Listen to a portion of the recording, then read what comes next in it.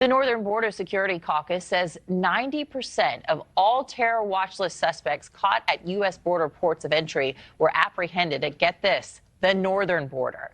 Let's bring in caucus co-founder, Pennsylvania Congressman Mike Kelly. Good morning. Thanks for joining us. Well, thank you. Thanks for having us on. I appreciate it. I think most Americans. Thank you. Oh, of course. Happy to have you. I think most Americans probably feel like the border crisis, for the most part, is at the southern border. What makes the House Judiciary Committee think that they really need to shine a light on North Dakota and our northern border?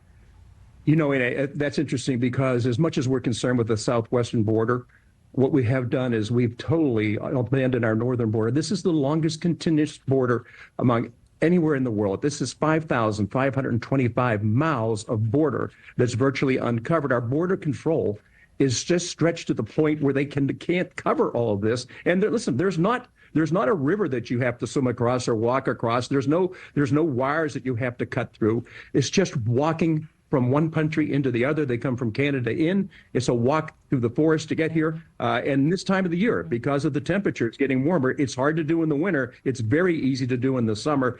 And it's the aftermath that I think concerns the people that live up here, what it's doing to their communities as far as homelessness, as far as drug trafficking, as far as everything that's concerned with homelessness and people coming into your country, coming into your part of the world, coming into your home. And all of a sudden it's like, well, where is the coverage? Where is the federal government on this? And it's not the border control problem. It's really a federal government that refuses to even acknowledge that there's a problem up here. Hey, yeah, wake up, America, right? We had our Allie Bradley there just last week shining a light on this problem. I think NewsNation does just as good a job or better than any of the networks talking about the border crisis.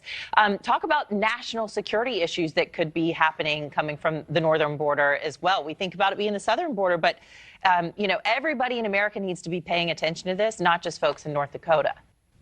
Yeah, well, and what they found out, that 86% of terror watch list suspects entering the United States in 2023 at land border ports of entry have entered through the northern border. That's 86% of terror watch list suspects. Now, why would they come in through the northern border when there's other places that come in? Because it's virtually unwatched. That's why.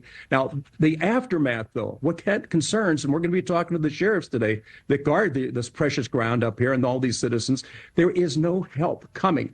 We sent a letter to Secretary Mayorkas back in March. We asked them to please get to us by the end of April. We're still waiting. It's nice that they call back and they say, hey, thank you for sending us your letter. And then there's no response. It is the lack of response to a crisis at this part of our country, totally unrecognized, totally people walking away from it in the federal government's main objective, its main responsibility is protecting the homeland. And when you see what's happening here, if these folks were wearing the uniform of a foreign nation, we would swear that we have been invaded, not just at the southwest border, but across the northern border. 5,500 miles, Anna. This is impossible to cover with the few number of men that they have.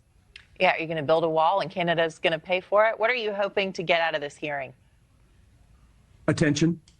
Attention more than anything else. What you're doing right now is huge for us, because when we talk about this, people say, well, I don't know why you're concerned about that. The big problem is down at the southwestern border. I said, is that right? Have you seen the numbers? Do you understand what's happening? I mean, we're talking that the encounters alone are up over 1,500% of what's happening right here. And this is an area that really, it's the local sheriffs that are watching it. The border control people, yes, I get that. But there's a lack of national attention. This administration keeps telling us, I don't know what you are all excited about. There's nothing going on here, folks. Go ahead, move on, go home. There's nothing to see. Well, there is something to see. And if we can't do this, and this is executive action that needs to take place, we have passed enough laws. The executive branch has to enforce them. The President of the United States and his administration, by having a blind eye and a deaf ear to what's happening all over our country and up here, 5,500 miles is virtually unguarded. And the next question is, so who do you turn to? These folks turned to Congress. We then turned to the administration, and we've gotten no response from it all. But what you're doing, people start to say, hey, wait a minute, I don't know what they're talking about. I thought it was just the southwest border. It's not. It's up here as well. Well, immigration, one of the top issues, inflation and immigration, we see it over and over again. And President Biden seems to be losing a bit to President Trump there. So hopefully both of them will see this segment today and do something about it. Thank you, Pennsylvania Congressman Mike Kelly. Good luck with the hearing, all right? Anna, thanks so much. And I appreciate what you're doing. Thank you.